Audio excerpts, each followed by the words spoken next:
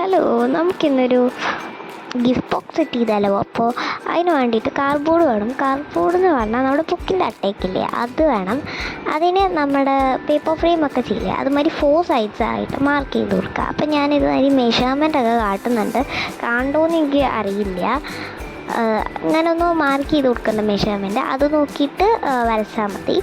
എന്നാൽ ഞാൻ എടുക്കുന്ന ലെങ്ത്ത്, വീതിയും വേർത്തൊക്കെയാണ് ഞാൻ ഇവിടെ കാട്ടുന്നത്. നിങ്ങൾക്ക് ഇഷ്ടമുള്ള സൈസിലെടുക്കാം. പിന്നെ നമ്മൾ എപ്പോഴും ക്യൂട്ട് തീമിലാണല്ലേ ചെയ്യുക. അപ്പോൾ ഞാൻ എന്ന് വിചാരിച്ചു ഒന്ന് വിൻറ്റേജ് തീമിലാക്കാമെന്ന്. അപ്പോൾ ന്യൂസ് പേപ്പറാണ് പൊതിയാൻ എടുത്തിട്ടുണ്ടായിരുന്നത്. പിന്നെ ലാസ്റ്റ് എല്ലാം കണ്ടു വന്നപ്പോൾ എനിക്ക് ക്യാൻഡി കളർ ചെയ്യുന്നില്ലേ എന്നാലോചിച്ച് പറഞ്ഞിട്ട് കാര്യമില്ല. അപ്പോൾ ഇതുമാതിരി നമുക്കതൊന്ന് പൊതിഞ്ഞു കൊടുക്കാം. ഞാൻ ഇപ്പോൾ കണ്ട മാതിരിയൊക്കെ ഒന്ന് പൊതിഞ്ഞെടുക്കുക. അപ്പോൾ ഇത് ഞാൻ രണ്ടെണ്ണവും ഒരേ മാതിരി തന്നെ പൊതിഞ്ഞു കൊടുക്കുന്നുണ്ട്. പിന്നെ നമുക്കൊരു സ്കെയിലെടുക്കുക. എന്നിട്ട് നമ്മൾ ഇങ്ങനെ വരച്ച അതിൽ കൂടെയൊക്കെ ഒന്നിങ്ങനെ ഇപ്പോൾ കാണുന്ന മാതിരി ആക്കി കൊടുക്കുക. അങ്ങനെ ആക്കുമ്പോൾ നമുക്കത് മടക്കാനൊക്കെ ഈസി ആയിരിക്കും. നമുക്കൊരു ബോക്സ് മാതിരി മടക്കാനൊക്കെ ഈസി ആയിരിക്കും. അതിന് വേണ്ടിയിട്ടാണ് അങ്ങനെ മടക്കി കൊടുക്കുന്നത്.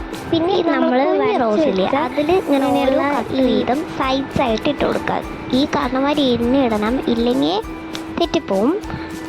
അങ്ങനെ തെറ്റിപ്പോയിട്ടുണ്ടെങ്കിൽ നമുക്ക് ആദ്യം മുതൽ ഉണ്ടാക്കേണ്ടി വരും. നിങ്ങൾക്കിത് പേപ്പറും കൊണ്ടും ഉണ്ടാക്കാം. ഞാനിവിടെ കാർഡ്ബോർഡും കൊണ്ടും ഉണ്ടാക്കിയേ ഉള്ളൂ.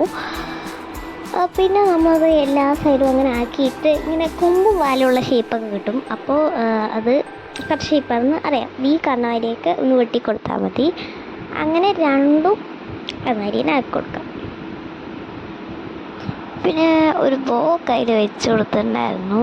പിന്നെ ഇഷ്ടപ്പെട്ട റെഡ് ഹാർട്ടെങ്കിലും കമൻറ്റ് ചെയ്യാൻ മറക്കല്ലേ. അപ്പോൾ ബൈ.